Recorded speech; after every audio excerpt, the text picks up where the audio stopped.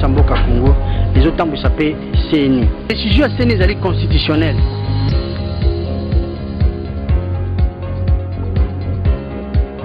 Ce qui m'intéresse, c'est le Congo qui est appelé à être l'un des pôles de stabilité de ce continent.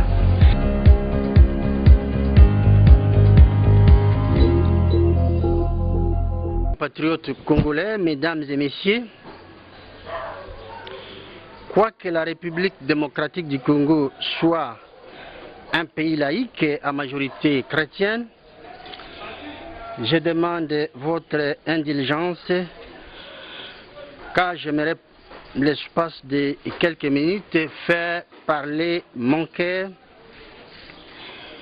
celui d'un homme né et élevé dans la foi chrétienne au sein de l'Église catholique romaine, mais aussi celui d'un aspirant disciple de Jésus-Christ, de la promotion Gédéon, du ministère combat chrétien du combat spirituel, Centre Peniel Suisse à Lausanne, dont le cœur est doublement éprouvé à la suite du décès de mes parents spirituels, papa et maman Olangi, appelés l'un et l'autre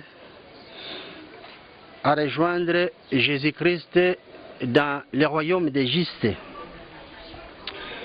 Je voudrais également, mesdames et messieurs, partager mes émotions avec vous et surtout solliciter un réconfort moral de la part de chacun d'entre vous ici présents afin de m'aider à porter des souvenirs de ma vie qui ne me quitteront jamais, car samedi passé, mêlé à des milliers de personnes d'autres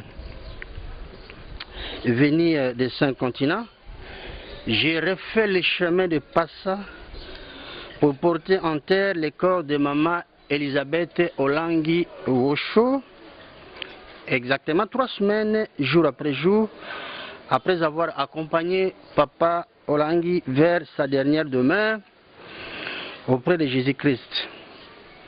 Et ces souvenirs, mesdames et messieurs,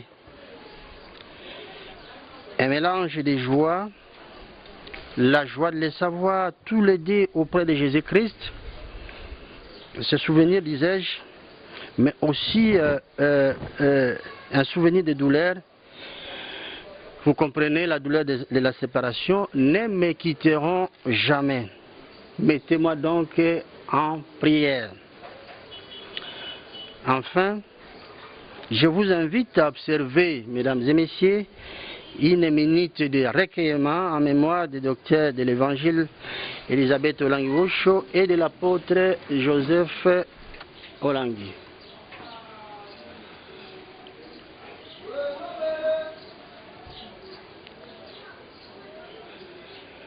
Merci, je vous remercie. Mesdames et messieurs, à présent, surmontons nos émotions et revenons à la République.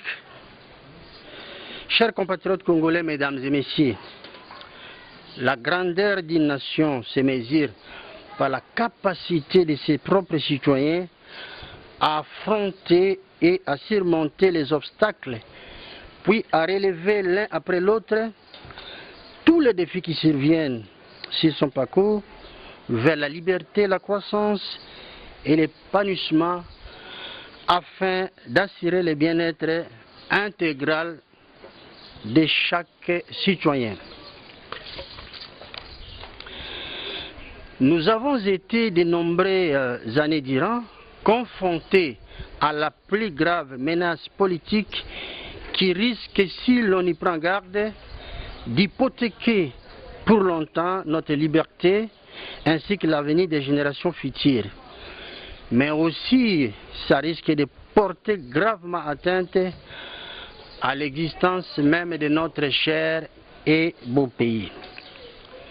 Figurez-vous, mesdames et messieurs, toute tentative de reconstruire une démocratie durable dans notre pays a toujours été confrontée, hélas, à une farouche opposition de la part des ennemis de la République qui refusent d'écouter la voix de la raison, réduisant ainsi notre peuple dans un état de captivité permanente, de soumission et de dépouillement total. Est-ce qu'on peut arranger ce micro?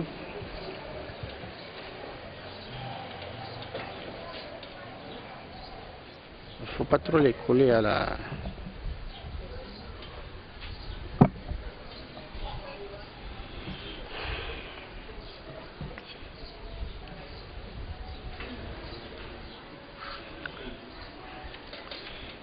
Toutes les dispositions, disais-je, tout est attentif de reconstruire notre démocratie. Donc, une démocratie durable dans notre pays a toujours été confrontée, hélas, à une farouche opposition de la part des ennemis de la République qui refusent d'écouter la voix de la raison, réduisant ainsi notre peuple dans un état de captivité permanente, de soumission et de dépouillement total. Mêlés à l'ennemi, nos propres frères et compatriotes sont hélas placés à la première ligne de ceux qui s'emploient à pérenniser la dictature et l'occupation dans notre pays. Chers compatriotes congolais, mesdames et messieurs, faudra-t-il une paire de jumelles à chacun pour voir combien l'ennemi est parvenu à diviser les Congolais? Faudra-t-il attendre des siècles après pour se rendre compte que l'ennemi a réussi à nous opposer les uns contre les autres, notamment au sein de nos églises, au sein de la diaspora congolaise à l'étranger, au sein de l'espace politique, dans l'armée, la police et les services de renseignement, dans les universités, dans les milieux professionnels, dans nos marchés, dans nos quartiers, voire même dans nos maisons. Les conflits interethniques à l'Est et dans certaines parties de notre pays, les rébellions armées récurrentes ne sont-ils pas l'œuvre de l'ennemi créé dans le but de dépeupler les autochtones afin de transplanter un autre type de population venue d'ailleurs? Avons-nous, chers compatriotes, perdu de vue que nous sommes un peuple hospitalier au point d'accepter sans broncher que la barbarie, les poisons puissent aujourd'hui faire partie de la culture congolaise? Faudra-t-il, chers compatriotes, que les anges de Dieu puissent descendre du ciel comme du temps des Gédéons de la Bible, pour venir nous dire que nous sommes des captifs assujettis à d'autres nations? Ne voyons-nous pas, chers compatriotes, que nous sommes devenus des esclaves des autres nations et que, contrairement au passé, la vie que nous menons aujourd'hui, depuis des années d'ailleurs, et depuis l'arrivée de l'AFDL et celle d'un peuple qui a perdu totalement sa liberté, et pour preuve, la fourniture en eau, quoique rarement potable, et en électricité à trop faible tension par ailleurs, nous est concédée de manière rationnelle et au compte-gouttes. Et les conditions retour ou à l'insertion en RDC sont fermées à nos compatriotes ayant fui l'insécurité et aux Congolais de la diaspora. Les portes d'entrée dans l'espace Schengen sont hermétiquement fermées aux Congolais voulant effectuer un séjour de nécessité. Les retours de dépouilles des Congolais décédés à l'étranger est refusé ou tout au moins soumis à des conditions drastiques. L'accès au savoir est fermé aux jeunes et à d'autres catégories de Congolais. L'environnement étudiantin est muselé, contrôlé et soumis aux pires restrictions. Le système éducatif est complètement délabré. Le manque de compétitivité atteint tous les secteurs de la vie active. L'absence de bibliothèques disponibles dans l'ensemble du pays devient criant et favorise l'ignorance. La dépravation de mœurs atteint son comble, notamment avec des millions de bistrots et des débits de boissons ouverts même aux enfants mineurs. Vous savez que dans la ville de Kinshasa, nous avons 932 bars simples, terrasses et lounge bars. L'absence des espaces loisirs, la prolifération des funérailles high-tech dans des grandes métropoles de la RDC, mais aussi la carence des logements sociaux. Et en revanche, vous avez des cimetières au mètre carré les plus chers qui pillent l'île. Et vous avez également un service de santé qui présente des inquiétudes et des incertitudes, mais aussi un volume d'importation excessif comportant des produits importés qui constituent un très grand danger pour la santé, car associés aux valeurs ajoutées toxiques pour l'organisme de l'homme. Vous avez la négligence dans l'encadrement social et professionnel des éléments engagés dans notre armée, la police et les services de renseignement. Vous avez également la restriction du marché d'emploi qui est exclusivement accessible aux privilégiés. Chômage record consécutif à la dégradation continue de l'outil de production et au manque des infrastructures routières en milieu urbain et rural. Des bébés nouveau-nés en rétention et pris en otage, tout simplement parce que dans les maternités, vous avez un problème de facturation, sans égard aux conditions précaires des parents dont l'État congolais est incapable de donner du travail. Vous avez également une jeunesse désabusée, désorientée et abandonnée à elle-même. Vous avez également des personnes handicapées, tout comme des personnes de troisième âge, marginalisées de la société et dépourvues d'encadrement et de sécurité sociale, et j'en passe.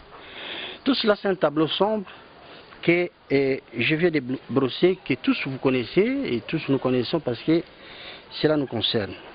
Ainsi donc, mesdames et messieurs, faudrait-il agir ou se contenter tout simplement de crier au complot face à un pouvoir associé à un ennemi qui tue, empoisonne, envoie en prison des innocents sans autre forme de procès, foule la Constitution et les rois de la République, réprime dans les sangs tous les mouvements pacifiques des revendications légitimes et populaires, démolit les maisons des paisibles citoyens, demeure insensible à l'insécurité, à la misère et à la précarité qui touche nos compatriotes, dont 12 millions en sont aujourd'hui et déjà victimes. Ça suffit. Ce sont des gémir, des condamnés et d'appeler sans cesse à l'aide la communauté internationale. C'est vrai, elle a fait sa part, mais elle s'est heurtée à une inflexibilité de la part de nos dirigeants. Chers compatriotes congolais, mesdames et messieurs, c'est vrai, prions, invoquons Dieu, mais aussi travaillons et luttons en parallèle pour libérer notre pays. Sinon, nous y passerons tous, car il n'y a qu'à visiter nos cimetières. Vous verrez qu'il y a des champs étendus qui sont disposés. Et cela suffit pour nous permettre de nous en rendre compte. Je vais faire une citation que vous connaissez. Cette citation, ce n'est pas moi qui le dis, c'est quelqu'un qui disait ceci: je suis rebelle et je resterai rebelle, disait fréquemment fait Laurent Désiré Kabila. cette petite phrase d'à peine 33 lettres traduit à elle seule le programme politique de l'AFDEL poursuivi aujourd'hui par la majorité présidentielle.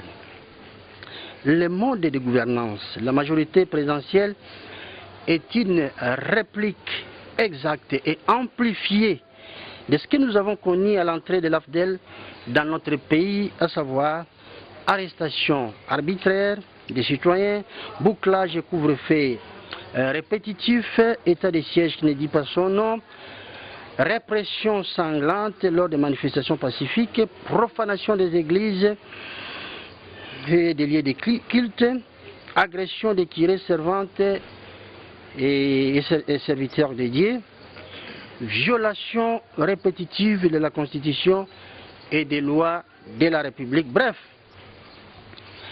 le régime s'en va en guerre contre son propre peuple.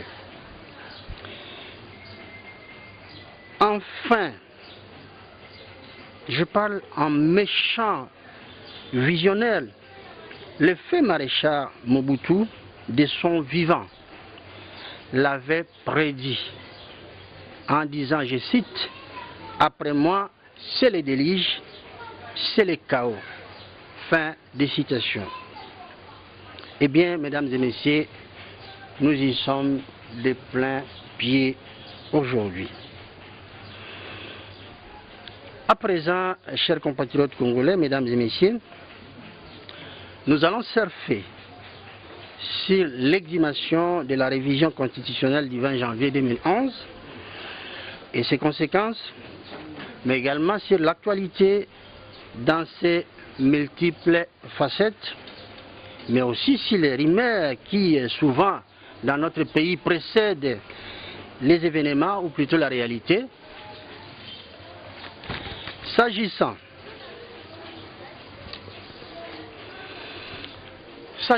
de l'exhumation de la révision constitutionnelle du 20 janvier 2011 et ses conséquences, invoquant la révision constitutionnelle du 20 janvier, la majorité présidentielle au pouvoir est montée au créneau depuis un certain temps pour revendiquer un troisième mandat en faveur de l'actuel chef de l'État. Et ce fait, vous vous en convenez avec moi, est à la fois une provocation et un affront contre la démocratie. Je suis par ailleurs personnellement scandalisé de voir des confrères juristes de la majorité présidentielle s'hasarder à aborder cette question simplement dans son aspect technique, ignorant de rappeler les droits. Et de ce fait, mesdames et messieurs, un survol du passé s'impose. Nous allons y arriver petit à petit. Le 20 janvier 2011, passant outre l'appel à la raison qui lui était lancé, le chef de l'État avait procédé à la violation constitutionnelle en précisant ce qui suit, je cite, « Depuis l'entrée en vigueur le 18 février, c'est une citation, 2006, de la Constitution de la République démocratique du Congo, le fonctionnement des institutions politiques, tant centrales que provinciales, a fait apparaître des situations concrètes, des contraintes et des problèmes non prévus par les constituants originels. » En effet, je continue la citation, en effet, d'une part, certaines dispositions se sont révélées handicapantes et inadaptées. Je souligne le mot handicapante et inadaptée aux réalités politiques et socio-économiques de la République démocratique du Congo. Je poursuis la citation. D'autre part, des dysfonctionnements imprévus par les constituants originaires sont apparus dans la vie des institutions de la République, tant au niveau national que provincial, La présente loi a pour finalité, je parle de la loi du 20 janvier 2011, la présente loi, argumentait-il, a pour finalité de donner des réponses adéquates aux problèmes posés aux institutions de la République depuis le début de la première législature de la Troisième République, afin d'assurer le fonctionnement régulier de l'État et de la jeune démocratie congolaise. Je continue la citation. Dès lors, il ne s'agit pas de procéder à un ajustement constitutionnel qui remettrait en cause les options fondamentales levées par les constituants originels, notamment en matière d'organisation du pouvoir, notez bien, mesdames et messieurs, en matière d'organisation du pouvoir d'État et de l'espace territorial de la République démocratique du Congo. Fin des citations. Vous l'avez suivi avec moi. Ceci sous-entendait qu'il ne s'agissait pas dès lors de procéder à un réajustement constitutionnel qui remettrait en cause les options fondamentales levées par les constituants, notamment en matière d'organisation du pouvoir. 7 ans plus tard, donc nous sommes partis de 2011 à 2018. Donc aujourd'hui, 7 ans plus tard, c'est ce qui est en train d'être évoqué par la majorité présidentielle pour justifier un 3e mandat en faveur du président Joseph Kabila. Intox, rumeur ou bluff se fait inquiète plus d'un Congolais et déstabilise le processus électoral engagé, nous le voyons tous, tant bien que mal. 3 éléments, mesdames et messieurs, sont à retenir dans les comportements passifs du chef de l'État dans cette affaire, à savoir, premier élément, la violation de l'esprit du constituant. S'agissant des lignes, lorsque je parle du constituant, donc ce sont les gens qui ont élaboré cette constitution. J'en fais partie parce que j'ai été également partie prenante aux travaux du dialogue intercongolais en Afrique du Sud. Je suis dans le premier volet, ou plutôt le premier élément. Je parle de la violation de l'esprit du constituant. S'agissant des lignes maîtresses qui caractérisent notre constitution,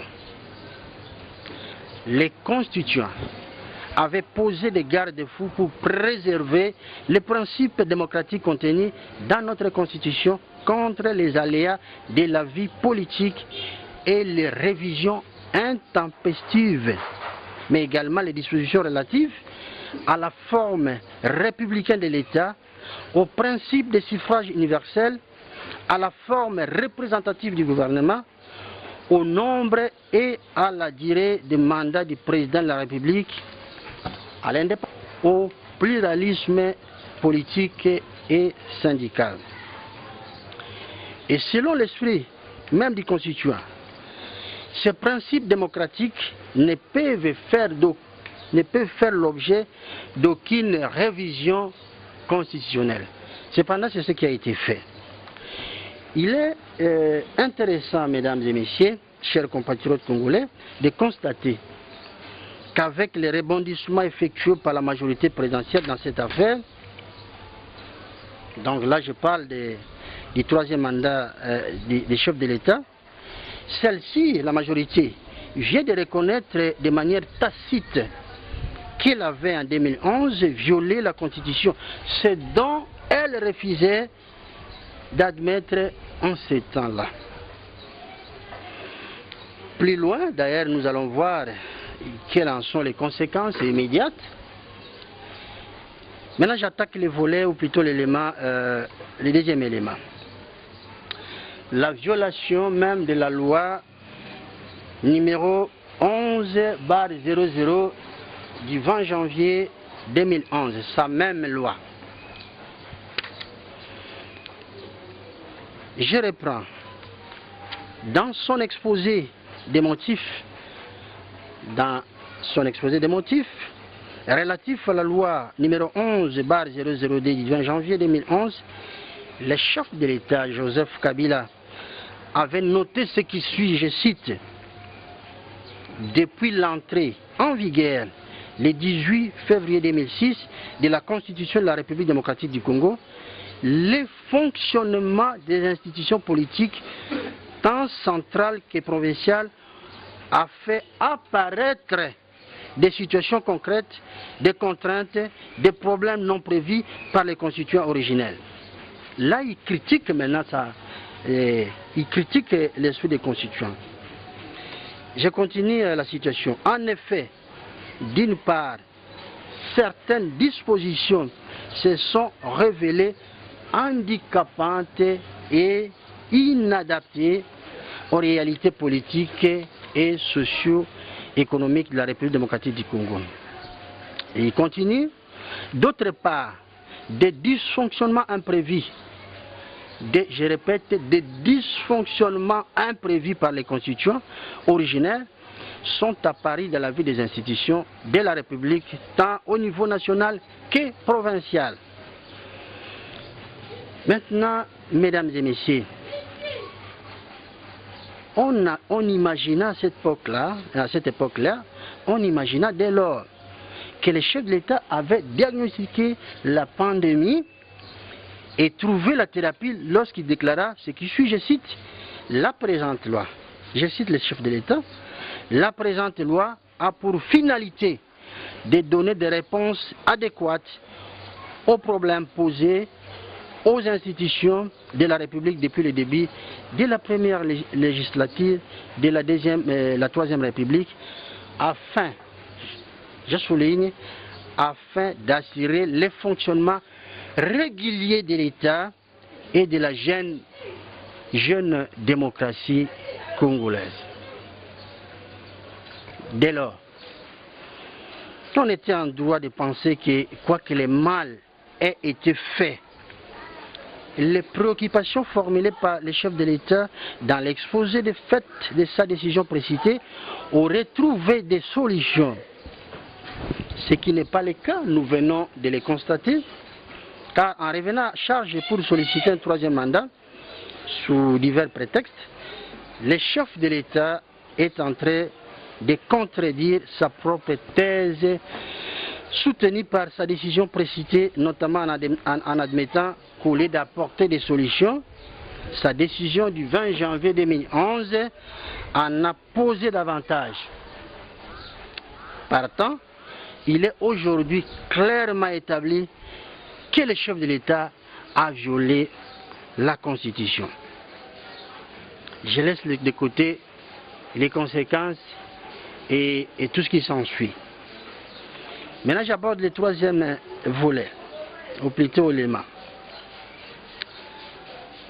qu'on appelle en droit, en termes techniques, la rupture du lien de causalité. Et s'agissant de l'intention du chef de l'État de briguer un nouveau mandat, en s'appuyant sur la révision constitutionnelle du 20 janvier 2011, force est donc de constater que la rupture du lien de causalité rend impossible cette option. Par contre, les arguments présentés par la majorité présidentielle à ce sujet sont des éléments constitutifs de nature à contraindre la Cour constitutionnelle à se saisir de la plainte pénale que nous avions introduite et qui a été dirigée contre le chef de l'État le 16 septembre 2011, en y intégrant les arguments de la majorité présidentielle qui sont des éléments, comme je l'ai démontré, constitutifs venus renforcer la certitude sur cette violation, d'autant plus que l'article 165 de notre Constitution, celle qui régisse la RDC, prévoit ce qui suit, je cite, « Sans préjudice des autres dispositions de la présente Constitution, il y a haute trahison lorsque le président de la République a violé intentionnellement la Constitution. » Ce n'est pas moi qui l'ai dit, c'est écrit noir sur blanc dans notre constitution, celle que les chefs de l'État avaient promulguée. Nous sommes en train de frôler les scandales. En définitive, je mets en garde tous ceux qui s'hasardent à exhumer la révision constitutionnelle du 20 janvier 2011, espérant en vain vouloir remettre en selle les chefs de l'État, M. Joseph Kabila Kabange, mais qu'ils sachent qu'ils sont en train d'exposer davantage les chefs de l'État, qui jouit pourtant d'une relative accalmie dans cette affaire. Autrement dit, ce serait ouvrir une boîte de Pandore que personne, je dis bien personne, ne serait en mesure de renfermer. Car seules les élections sont la voie indiquée pour permettre à la fois au président Joseph Kabila et à sa majorité d'avoir une sortie honorable et à notre pays d'avoir un nouveau départ vers sa reconstruction. S'agissant de l'actualité politique, mesdames et messieurs, chers compatriotes congolais, nous savons que dans notre pays, les rumeurs communément appelées radio-trottoir précèdent toujours les événements. Ainsi donc, bien que relevant des rumeurs, les Congolais exigent la clarté sur ce qui se dit autour du chef de l'État, qui serait assis sur une chaise éjectable et il serait partant pour un troisième mandat, de l'imminence d'une intervention armée pour contraindre la RDC en panne de démocratie de marché ou pas, de la mise sous tutelle de notre pays à l'issue des travaux de l'Union africaine à Nouakchott, de la prise en otage du chef de l'État par sa majorité présidentielle, de la fuite du directeur de la CNI, donc du Centre national de traitement de la CNI, entraînant la disparition du serveur, de l'absence des ressources financières pour financer le processus électoral, de la convocation par la CNI du corps électoral qui serait, selon ces rumeurs, une simple opération séduction sans lendemain. Vous conviendrez avec moi, mesdames et messieurs, que la réponse à toutes ces questions apporterait un apaisement dans le cœur de chaque Congolais. Étant contre toute forme d'ingérence extérieure dans les affaires internes de notre pays, je suis de ceux qui soutiennent le principe d'assistance à un peuple en danger. Ce principe doit être appliqué parce que notre peuple est en danger. Cela n'a rien à voir avec cette ingérence qu'on présente sous une autre forme. Par contre, j'ai requise l'implication du Rwanda dans tout processus de recherche de solutions à nos problèmes internes, étant donné qu'il est inadmissible que soit assignée la tâche d'éteindre les faits à un pays pyromane, en l'occurrence le Rwanda, sachant que c'est ce dernier qui aurait allumé le feu dans notre pays. S'agissant de la France, parce que ça fait partie de l'actualité, il est triste de constater que la France ait été comme en 1997 du côté opposé du peuple congolais dans un moment particulièrement décisif de l'histoire de notre pays. Sa volte-face diplomatique n'est pas de nature à empêcher le peuple congolais à demander à la France de situer sa position où elle soutient le régime en place, donc le régime finissant,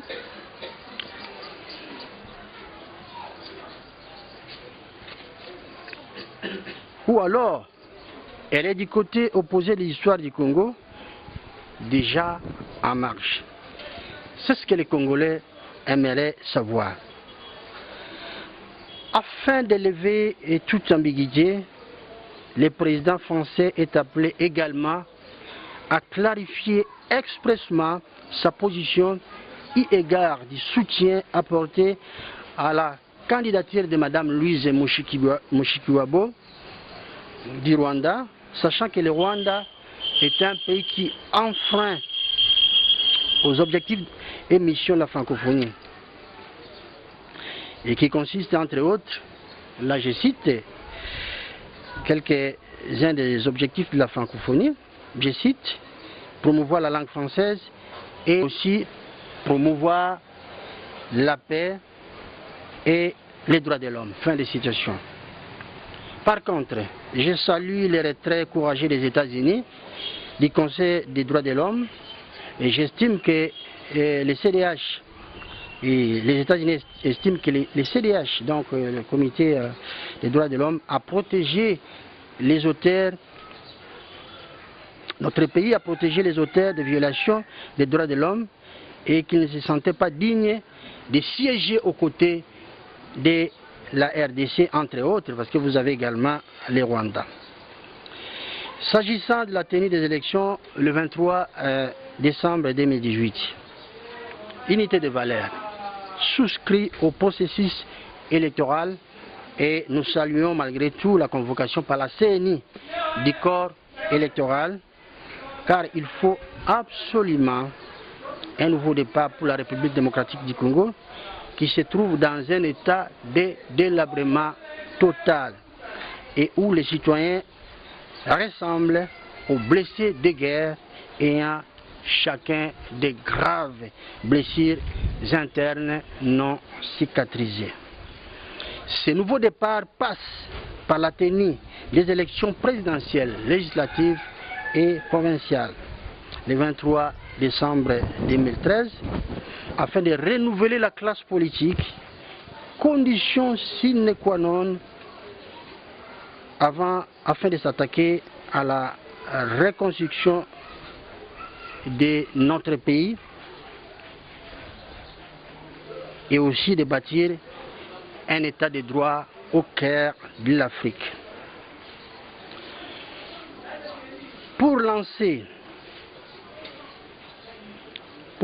l'économie nationale et améliorer les conditions sociales de notre peuple, nous sommes prêts à procéder à la création d'emplois en se basant sur 3 secteurs clés, à savoir l'agriculture,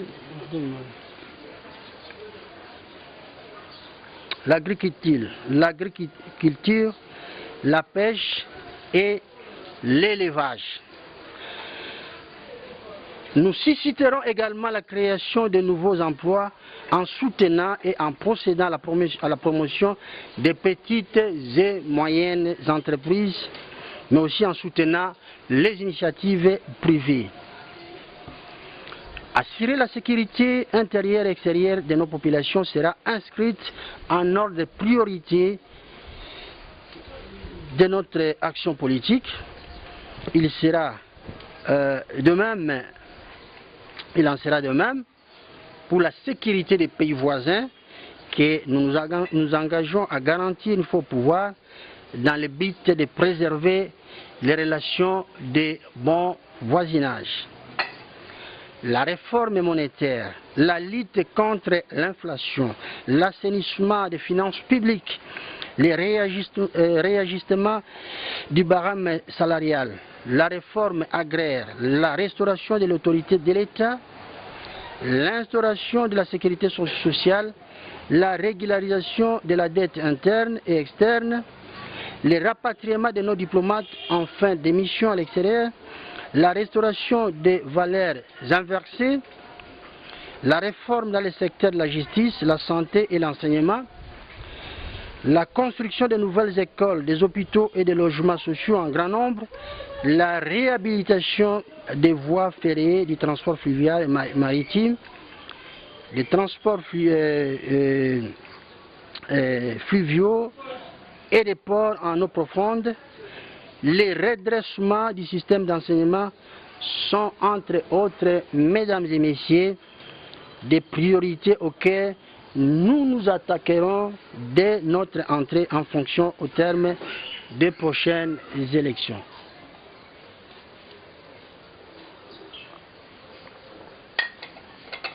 Merci. Chers compatriotes congolais, avec la libération de notre compatriote Jean-Pierre Bemba Gombo, c'est le triomphe de la vérité sur les mensonges et l'arbitraire. Tout en lui souhaitant un bon retour en RDC, je salue son endurance et j'espère qu'il saura se reconstruire le plus rapidement possible. Enfin,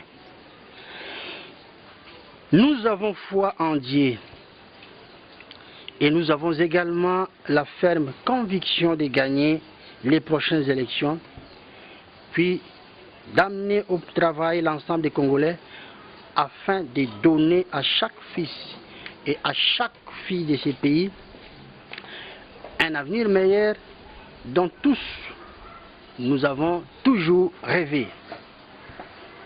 Nos ressources humaines constituent à la fois un atout favorable et une grande opportunité de production et de consommation pouvant concourir au redressement rapide de notre levier économique. Le Congo de demain, chers compatriotes congolais, ne sera rien sans l'implication de chacun d'entre vous, c'est-à-dire de chaque fille et fils de ces pays. Mais travailler dans un climat de confiance et d'attente mutuelle sera la seule et la meilleure façon de nous permettre tous de bâtir un Congo fort aux 5 continents. Que Dieu bénisse la République démocratique du Congo. Je vous remercie. Merci.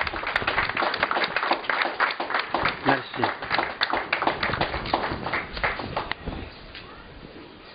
Nakoloba muke en résumé pour na lingala.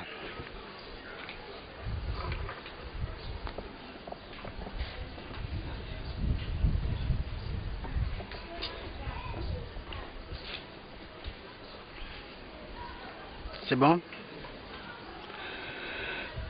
Mboka na biso Congo, mabele na biso tango nzamba akaba mabele, akabela biso Congo. Na kozonga na oyo tozali na yango te na kati ya mabele na lobi yango na discours ate, mais na koloba yango na lingala mpona bana mboka balanda biso mayele mboka oyo etonda kita, c'est-à-dire richesse. Mboka monene 2345 000 km², soko batangi bamboka nyonso eza na mokili 180 et quelques, 81 ou 86.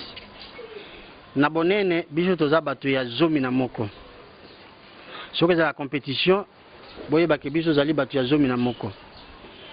Na Afrique tozali 54 ou 55, biso tozali bato ya mibale na sima ya lelo Algérie. Mais soko kamati mabele na biso na Algérie kokanisi yango ya biso eleki. Kita ona lobaka ebani nanu na bato. Parce que tozala mombongo na yo ozangi bato ya kosomba ezali pasi. Biso na Afrique toza bato ya mibale na sima Nigeria ezali biso.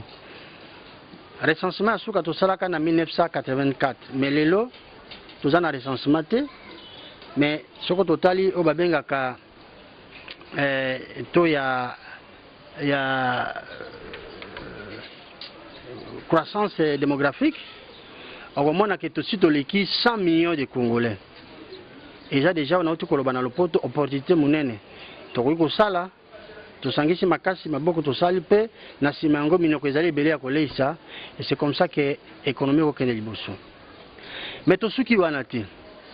Mboka na biso soko tali na ndenge ya biso tolobi lobi tokotombola mboka ekolo na biso na biloko misato.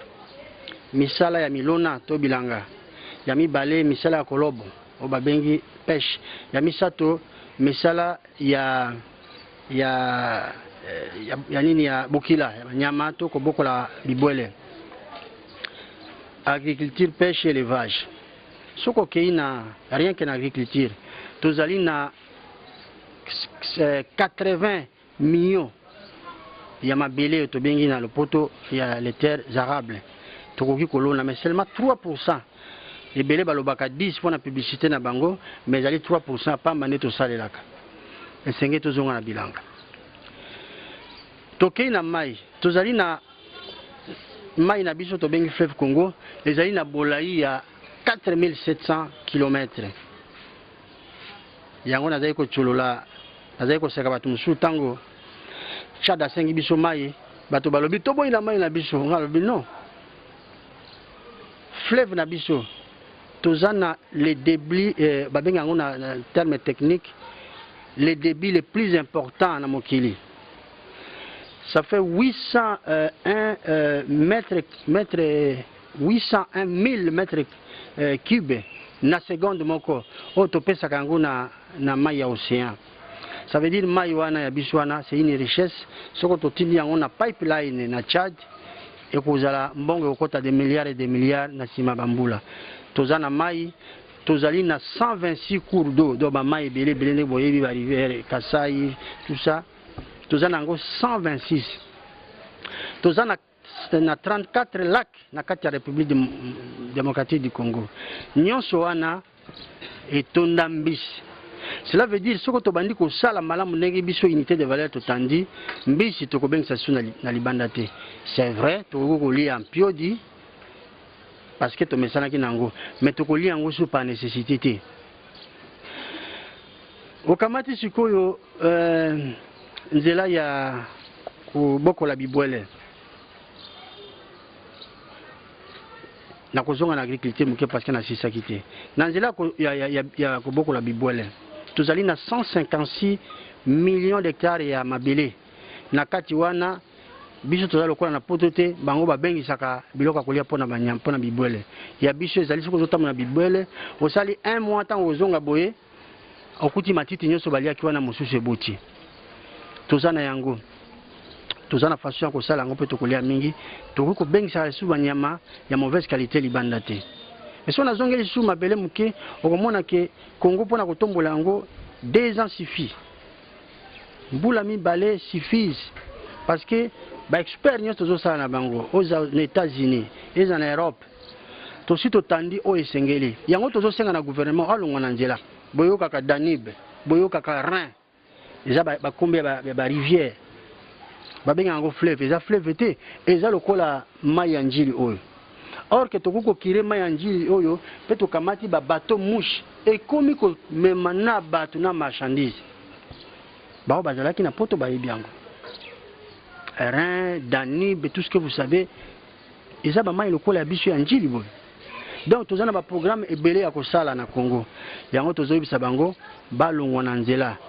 Parce que ndeko Kabila nalakisa ki mbale belé na sina lobana bandeko majorité que lelo yo soko azali na kiti wana ezali pona boyoka ezali constitution de société na uti koloba ke ba congolais butu mo tozo mituna est-ce que Congo totikali na bombu bato musunda bakomi ko kamboka na biso nyonso na congolais za na besoin balobela ye. Obi lobi tanga nazo kanisa nazo loba na bapanzi sango mususu nga lobi biso to na kati ya likama na biso za nini kama ta exemple mokolo lokola nga to bande ko ndenge tozali a soko ke na maison Toyota osombi mutuka na yo oyo banda ko kanisa balobaka voiture ya rêve na yo banda ko kanisa otamboli nango banda tongoti okomona na pokwa oye uti yango na garage oke kolala makanisi ya mutu mais mwana muke sombela jouer na ya rêve na ye okopesa ye akolia lisusu te poko ekokilere osukola kai aboyi kosukola butu ekoti akende kolala aboyi kolala ye kaka na jouer na maboko nde bakonzi na biso oyo tozomona lelo Congo est comme jouer dans ma boque na bango. Non, les hommes passent, les institutions restent. Tolingi siko bato ya bwanya ba kamamboka. Yango moni to sangani ya bato zo kabola makanisi biso nyonso awa. Tolobi likambo nini likama nini ekweli biso. To monaki bango ndenge bayaki. To yebi ba mususu yebi comme kotambola na budget. Ozomi tuna te ko yaki ndenge ni na Congo. Oye ko sala musala okomi na ba milliards. Ozu yango wapi? Tolingi to sukisa makambo wana de façon que maimaso oye komami na constitution. Droit ya partage ya richesse nationale bozwi na biso to ba ko kabola yango ezate ba fungoli comptoir bazo kabola yango mais bisika oyo esengeli batia sécurité sociale il faut batia yango mais bo bazo kamba bazana notion wana lisusu te tango ekoki tala na bokuse oyo na uti koloba tolobele makambo ya radio trota elobi mingi mais bango baloba lokuta to ya solo baloba. On est dans la symbole na bana mboka.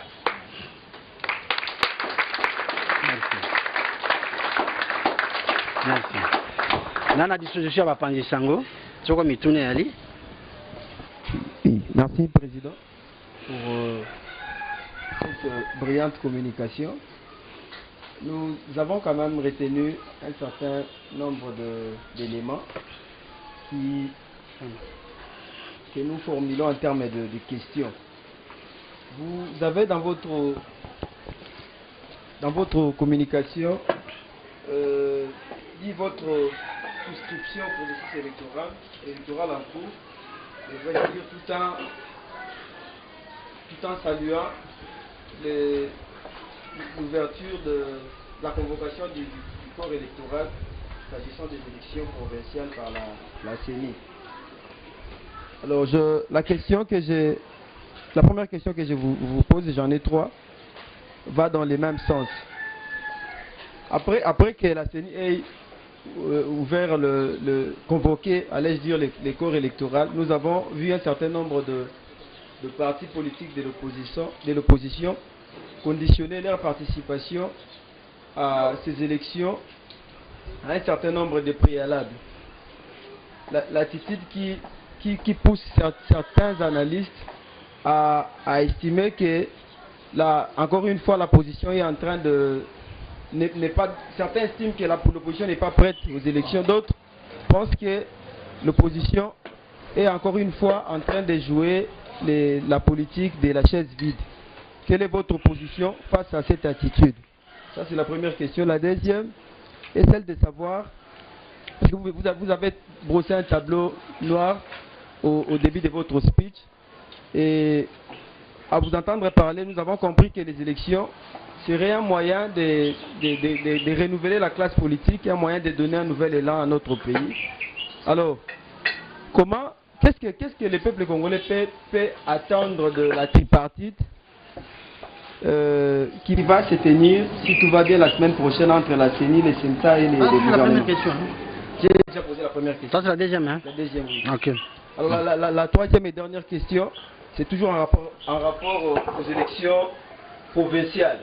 Je voudrais savoir, puisque vous souscrivez à ces processus, puisque vous saluez la convocation du corps électoral par la CENI, est-ce que l'unité des valeurs entend aligner des candidats à ces échéances électorales? Je vous remercie. Merci, monsieur le journaliste. Je réitère la position de mon parti. C'est vrai. Nous avons pris acte lors de la publication du calendrier électoral. Nous y avons pris acte.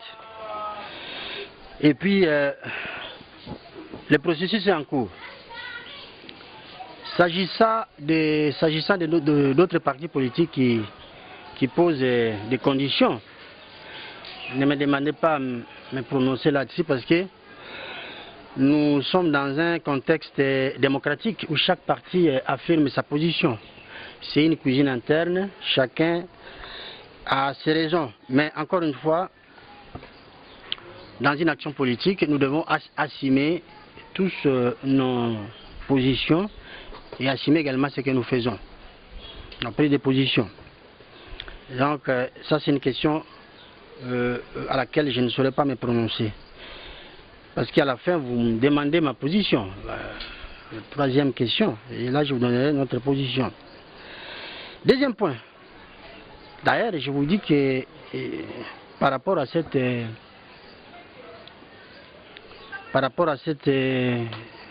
processus qui est toujours en cours, il y a à boire et à manger, puisque nous sommes arrivés à une autre phase où le corps électoral a été convoqué. Mais je vais vous dire une chose, vous êtes journaliste, vous savez que dans ce pays, il faut faire comme les pilotes. Il faut savoir naviguer à vie. Parce qu'en cas de nécessité, ou si vous avez un pilote dont les appareils de bord ne répondent plus, qu'est-ce qu'il fait? Il va naviguer à vie et jusqu'à bon port si possible. C'est ce que nous faisons. Parce que nous vivons dans un pays où la communication ne passe pas. Les chefs de l'État et sa majorité pensent que nous qui sommes dans l'opposition, nous sommes leurs ennemis. Encore une fois, moi j'ai eu l'occasion de leur démontrer le contraire parce que j'ai été, lorsque le chef d'État nous a convoqués, j'ai été aux concertations nationales, j'ai été au dialogue national, et vous avez vu, vous êtes témoin, vous savez l'apport que j'ai donné. J'ai dit toujours, j'ai tracté le processus avec Kodjo et consorts. C'est une preuve que nous ne sommes pas des ennemis.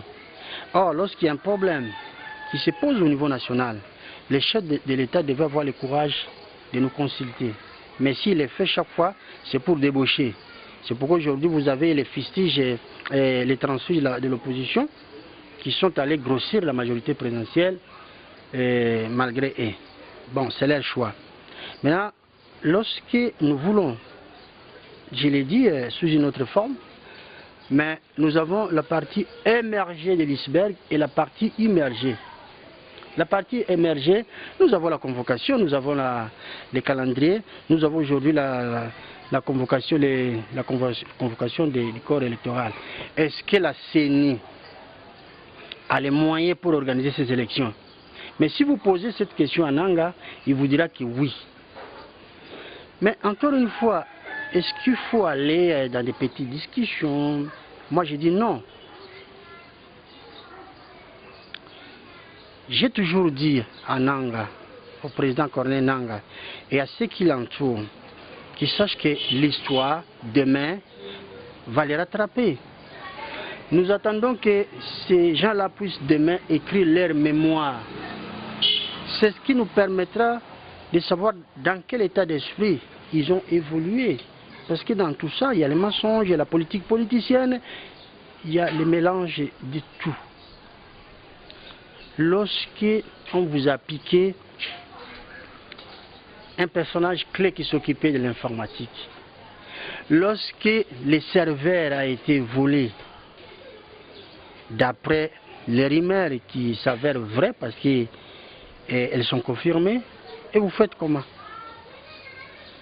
Ben, nous avons souscrit au processus, nous y allons tout en restant vigilants. Parce que nous avons la preuve. En 2011, on avait crié, on avait tiré la sonnette d'alarme, personne ne nous avait écouté. La finalité, c'est quoi? On a fait un faux départ. Les gens sont allés payer. Je ne suis pas en train d'encourager et de décourager ceux qui veulent y aller. Mais de toute façon, nous sommes en plein processus. Nous allons y aller. Et bien, nous mettrons tout le monde devant les faits accomplis le moment venu. Dans ce que nous faisons dans la vie, il faut savoir travailler aussi tout en intégrant ce qu'on appelle les pertes et profits, n'est-ce pas? Donc nous devons y aller et puis nous verrons par la suite jusqu'où ça va nous mener. Maintenant concernant les les tripartites, bon, moi je ne vais pas me prononcer sur quelque chose dont j'avais donné ma position depuis très longtemps. Toutes ces institutions Sensa, gouvernement, voire même président de la République, le président de la République, devait tomber à partir du moment où Corneille Nangaa avait publié un calendrier programmant les élections non pas en décembre 2017, mais en décembre 2018. Que disait l'accord et que dit l'accord? Parce que c'est l'accord qui maintient les chefs de l'État au pouvoir. C'est l'accord qui justifie la présence d'un gouvernement de transition. Mais à partir du moment où l'accord vous dit que nous aurons des élections, parce que ça a été signé en décembre 2016, l'accord qui vous dit que nous aurons les élections tout au plus tard en décembre, je dis tout au plus tard en décembre 2017. Et puis à l'approche, parce que vous n'avez rien fait, à l'approche de cette date, vous sortez un calendrier prévoyant les élections non pas en 2017 en décembre mais en 2018. J'ai démontré à plus B qu'à partir de ce moment-là, la charpente qui abritait toutes ces institutions était tombée. Donc président de la République, Premier ministre et Sensa. Donc s'ils veulent continuer à faire ce qu'on appelle une fuite en avant, continuer de violation à violation, qu'ils le fassent, c'est un petit numéro qui joue, mais entre-temps, je crois que le peuple en est témoin. Moi je suis de Tchangou. Les jours où j'en aurai assez, je vais me prononcer de manière déterminante. Je suis non violent. Moi je peux bloquer les choses au niveau de Tchangou. Vous avez votre aéroport ici, c'est par ici que vous vous ravitaillez. Certains des résidences secondaires vers quelque part, ils doivent passer par ici. Si je bloque Tchangou, personne ne passe. Mais je ne vais pas en arriver là. Quand je dis j'ai le peuple. Et le peuple constitue une force parce qu'il en est souverain. Donc, voilà un peu, je vous dis les choses de manière claire. Maintenant, nous allons aller avec eux. On va aller. On en est plus loin. Elle a convoqué les corps électoraux. Nous allons y aller. Nous allons y aller. Et puis, nous verrons à un moment donné comment les choses vont se passer. Voilà ma position.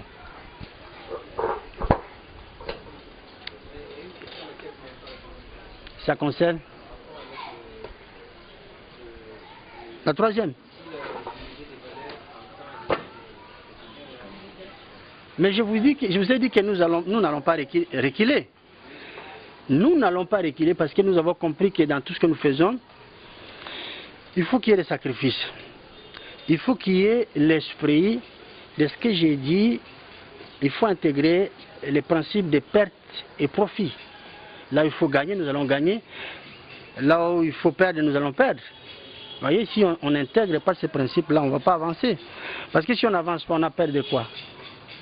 Parce qu'on est là à jeter de l'argent. Nous n'allons pas prendre les arguments des autres en refrain. Nous avons notre prise de position qui veut que nous puissions changer coûte que coûte l'environnement actuel. Et rien ne peut nous en empêcher. Nous sommes prêts à appliquer d'autres procédés. Voilà. Oui, Président, moi je vais poser deux petites questions. La première, c'est par rapport à la loi portant statut et protection des anciens chefs d'État.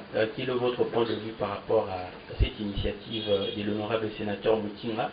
Et par rapport également à la polémique qui entoure cette proposition de loi, ces projets de loi, l'esprit en fait de l'auteur de cette loi était de protéger les anciens chefs d'État, mais au niveau du gouvernement et de la majorité présidentielle, on estime qu'on doit étendre cette protection à tous les chefs du corps. Et quel est votre point de vue par rapport à ça? Et plusieurs analystes, la deuxième question, plusieurs analystes pensent qu'étant donné que les élections vont se tenir à un seul tour, l'opposition doit aller, si l'opposition part en ordre dispersé, elle va perdre ses élections, d'où la candidature unique de l'opposition. Quel est votre point de vue par rapport à cette candidature unique de l'opposition et quel est selon vous le profil de celui qui peut porter les aspirations de l'opposition? Merci. Merci. Vous savez, ce qui se passe au sujet de cette loi prête à sourire. tout simplement. Il y a des gens qui se reprochent des choses. Je vais d'abord souligner que cette loi a été présentée à l'Assemblée nationale, ça fait très longtemps. Hein, elle a été mise dans un tiroir parce que les uns et les autres n'avaient rien à foutre avec cette loi. Et puis on l'a époustée, on a essayé de les badigeonner aujourd'hui, de faire des amendements. Parce que les gens pensent qu'une loi peut protéger dans ces contextes. Lorsque vous avez un chef d'État qui viole la Constitution, qu'il a lui-même promulguée, lorsque vous avez un chef d'État qui viole les lois, mais je me dis, cette loi, à quoi servira-t-elle demain?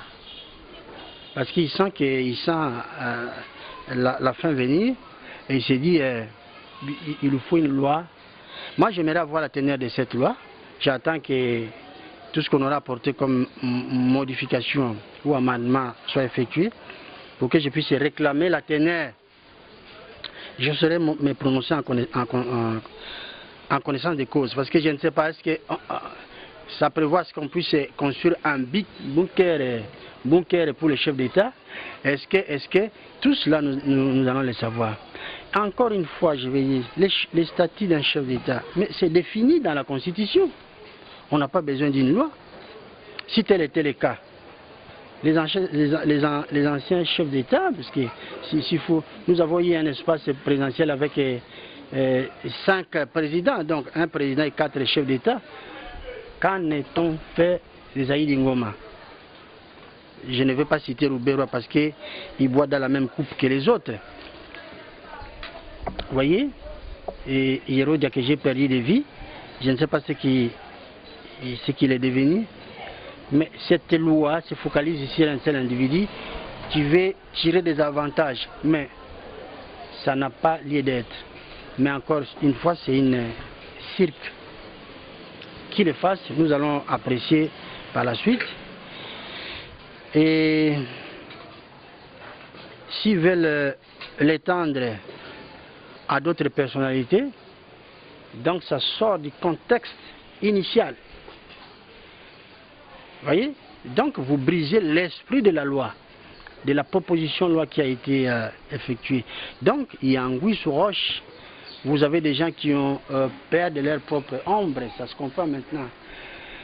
Après avoir fait patauger le pays dans la boue, et lorsque vous avez compris que vous devez vous en aller, peut-être par contrainte, et vous vous amusez à embarquer les représentants du peuple dans une démarche qui n'a rien à voir avec les intérêts du peuple congolais. C'est raté. Voilà ma position. Maintenant, ce qui concerne une candidature unique, bon, il faut qu'on nous explique. Il faut qu'on nous explique les raisons. Je vais vous donner un exemple. Hein. Je vais m'en prêt parce que vous allez comprendre facilement. Nous voulons voyager. Nous voulons prendre un train. Nous le prenons à la gare. Hein? Je fais mes bagages, ma valise. Destination finale, c'est Matadi. Je n'ai jamais fait ces trajets par train, mais première escale c'est où? Kimpese? Pas d'ici. Kassangoul. Vous avez Kassangoul. Deuxième à peu près? Permel. Sonabata. Qui sentent? Mbanzangungu. Kimpese. Ah, on ne va pas tout prendre. Kimpese. Voilà. Et puis Songololo. Et puis Matadi. Suivant très bien. Vous voyez, chacun a une destination. Chacun. Il y a ceux qui vont à Kassangoulou, d'autres Sonabata, ceux qui sont... Moi, je rentre, je vais descendre en Banzangungu. Mais généralement, dans le train, vous avez des espaces à 4 personnes, n'est-ce pas? Hein? Donc vous arrivez, chacun prend place. et que chemin faisant, vous sympathisez. Et il vous arrive même pour faire passer du temps de jouer aux cartes. Hein? Et vous jouez. Et tout d'un coup, je devais descendre en Banzangungu. Mon voisin qui me dit non mais écoutez, vous n'allez pas descendre. Moi je vais à Matadi, vous n'avez pas le droit de descendre parce que nous devons continuer à jouer cette partie de cartes. Vous imaginez, si vous êtes bête, vous allez dire oui, parce que le contrôleur va venir, vous allez ajouter, vous irez à Matadi. Vous arrivez à Matadi, on annonce l'arrivée, le voisin prend sa valise et descend. Il sait où aller. Mais vous allez où? Vous irez où? Maintenant, s'il y a des gens qui ont quelque chose, une idée dans la tête, ils veulent nous embarquer dans ça. Pourquoi faire? Moi, on a créé ce parti, ce n'est pas pour l'arrimer à d'autres formations politiques en fait de gagner. C'est vrai, l'union fait la force, mais nous savons que dans notre pays, le principe, chez nous, c'est le contraire. Plus vous unissez, il y a ce qu'on appelle vous tirez les pattes, après vous vous affaiblissez. Nous ne sommes pas dans ça. Nous ne sommes pas dans ça. Donc nous allons fournir c'est ce que nous avons toujours fait. Nous allons fournir nos efforts. Nous allons plutôt nous allier aux Congolais, tout simplement. Parce que lesquels vont voter? L'électorat, c'est qui? C'est lesquels? Ce sont les Congolais. Est-ce que moi j'ai le temps à passer, aller m'allier avec les autres tout simplement parce qu'il y a des gens qui portent un grand nom ou d'autres ont hérité d'un grand nom? Non, je ne le ferai pas.